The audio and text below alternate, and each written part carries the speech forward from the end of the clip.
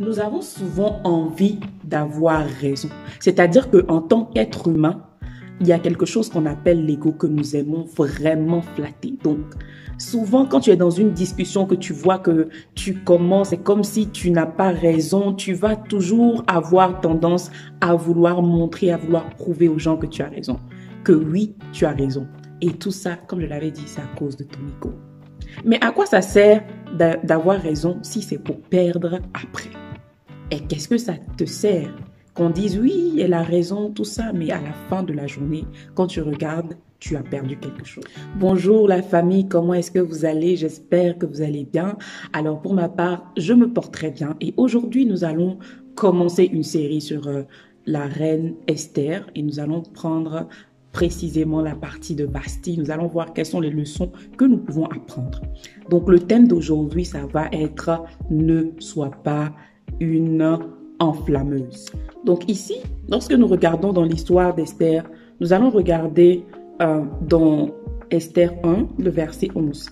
Là, il est écrit de faire venir l'impératrice Vashti en sa présence couronnée du diadème impérial. Il voulait montrer aux hommes de tous les peuples rassemblés et aux ministres combien elle était belle, car elle était effectivement d'une beauté remarquable. Les eunuques transmirent à l'impératrice Vashti l'ordre de l'empereur, mais elle refusa d'aller se présenter devant lui. Celui-ci en fut vivement irrité et se mit dans une violente colère. Ici, il s'agit de la reine Vashti. Si vous connaissez un peu l'histoire, alors la reine Vashti, c'était la reine, l'épouse du roi en ce moment, et dans l'histoire d'Esther. Et ce qui va se passer, c'est qu'elle va refuser de se présenter alors que le roi aimait faire des fêtes, des trucs comme ça. Donc, c'était dans le cadre d'une fête.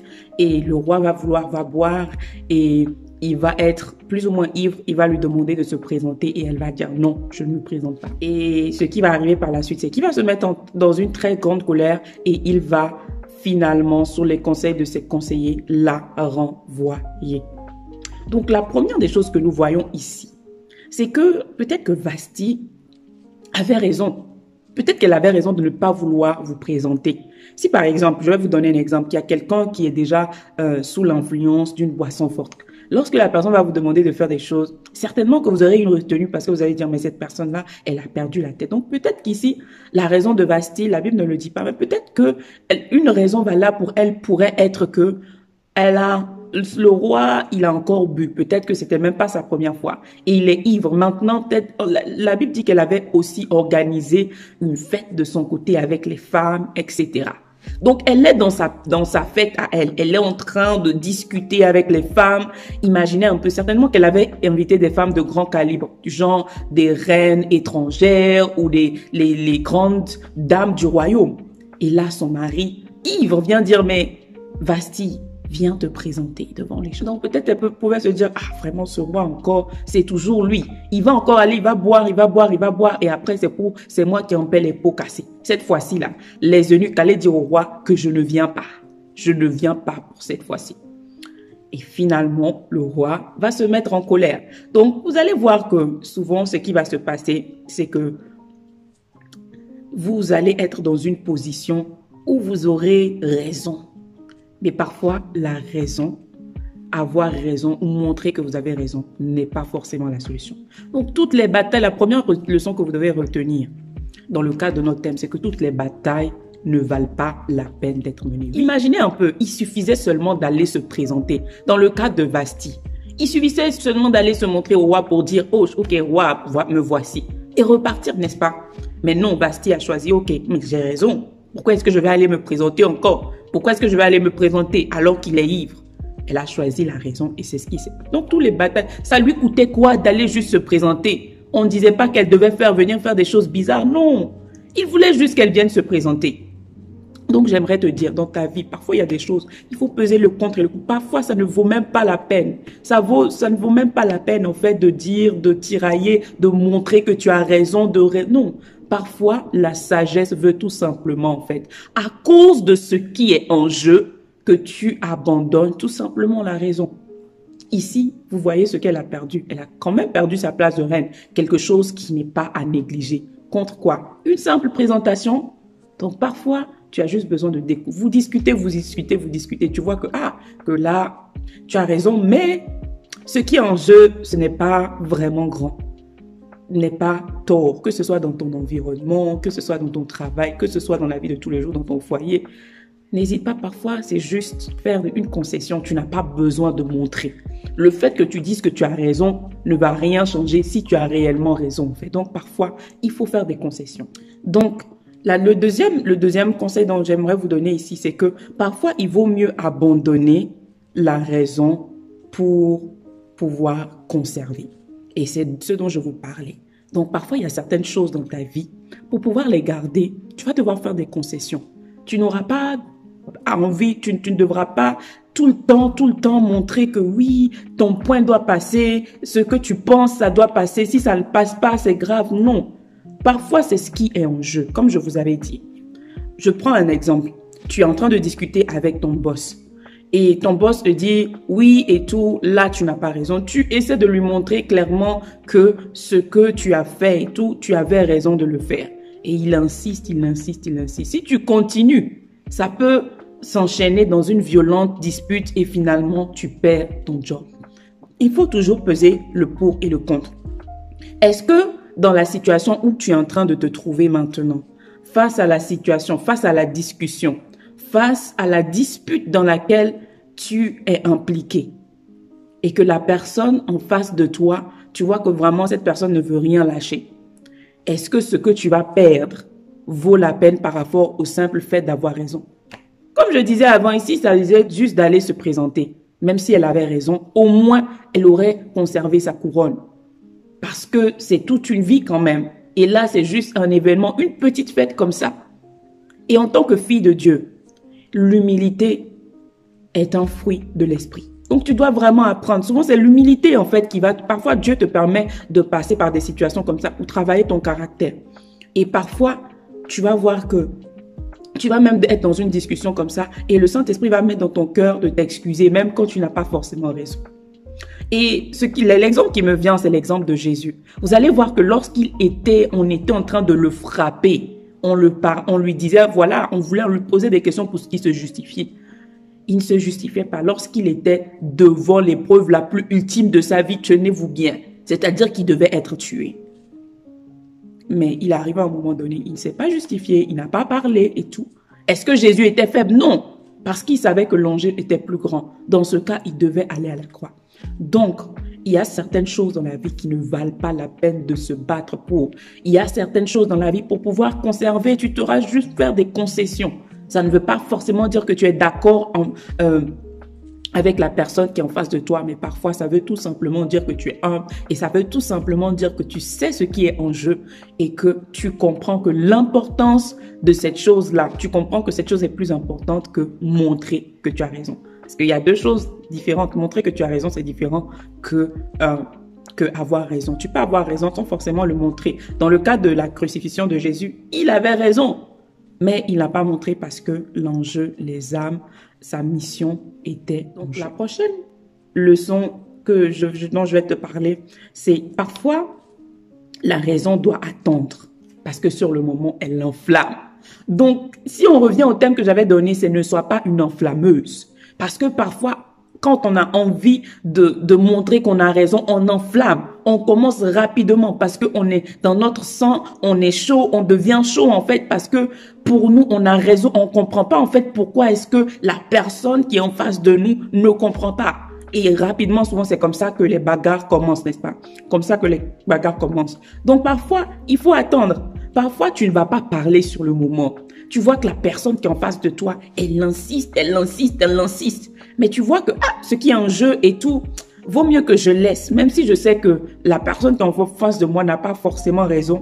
Et c'est après, en fait. Parce que parfois, tu vas voir que l'atmosphère dans laquelle vous êtes plongé dans ce moment, tu as besoin d'attendre. Par la suite, tu peux aller vers la personne pour dire, tu vois, ok, la discussion dont on avait la fois passée, voici cette raison et cette raison pour laquelle j'étais en train de réagir.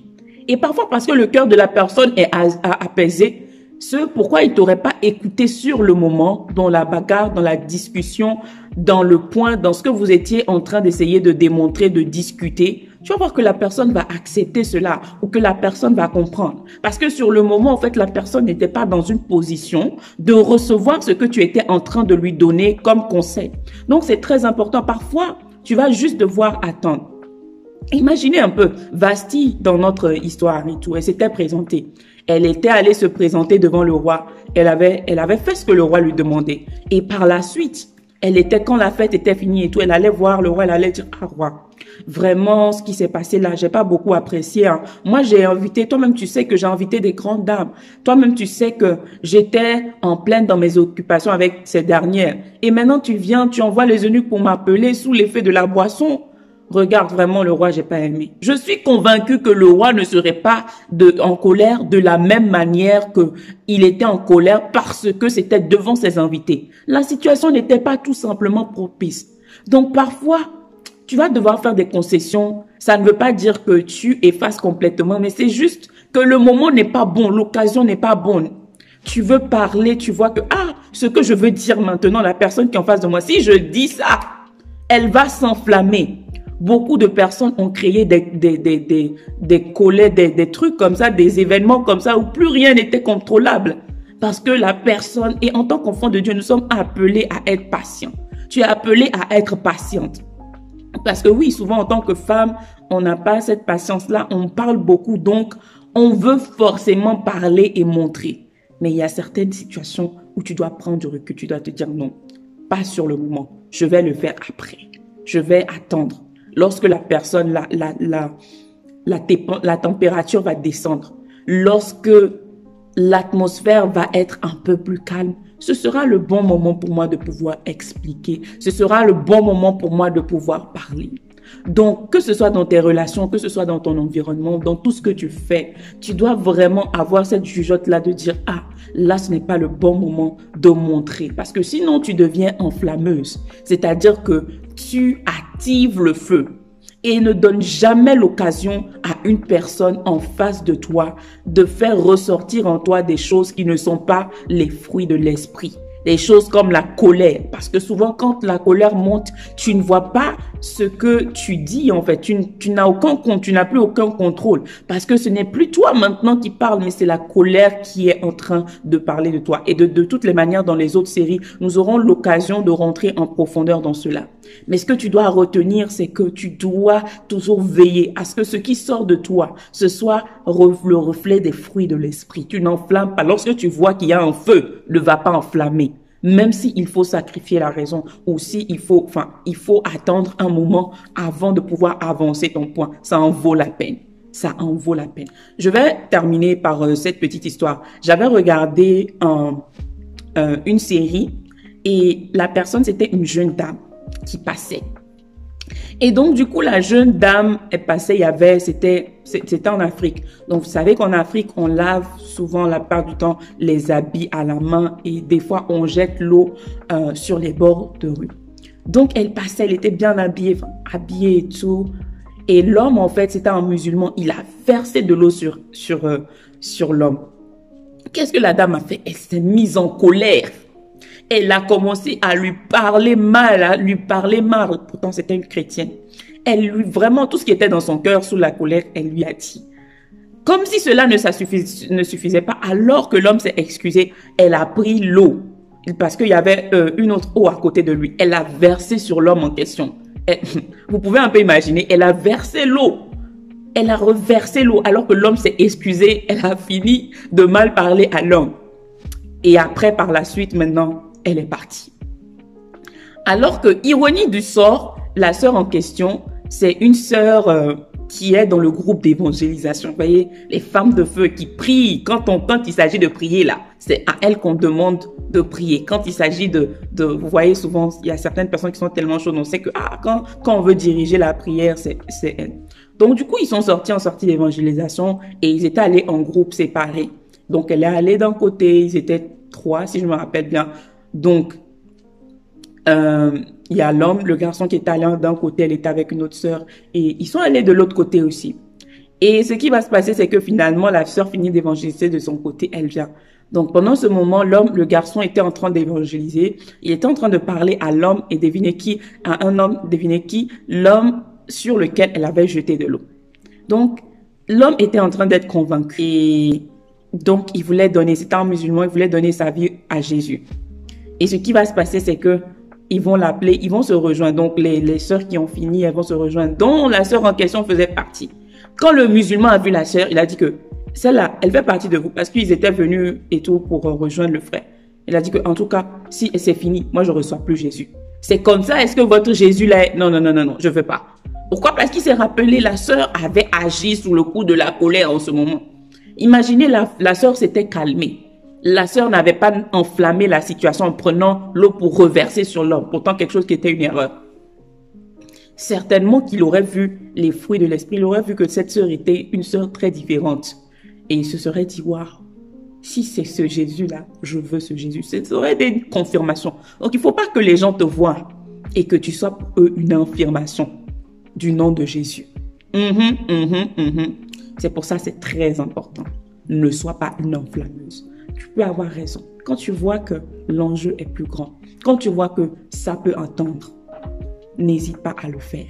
Et tu vas voir que tu vas plus manifester, tu seras une femme qui va vraiment dégager l'identité de Christ, qui va vraiment répandre de la paix autour de toi. Et tu vas voir même que les gens vont aimer être en ta présence parce qu'ils vont t'appeler une femme de paix. Et parfois même, il y a certaines opportunités qui vont s'ouvrir pour toi parce que justement, tu dégages cette paix.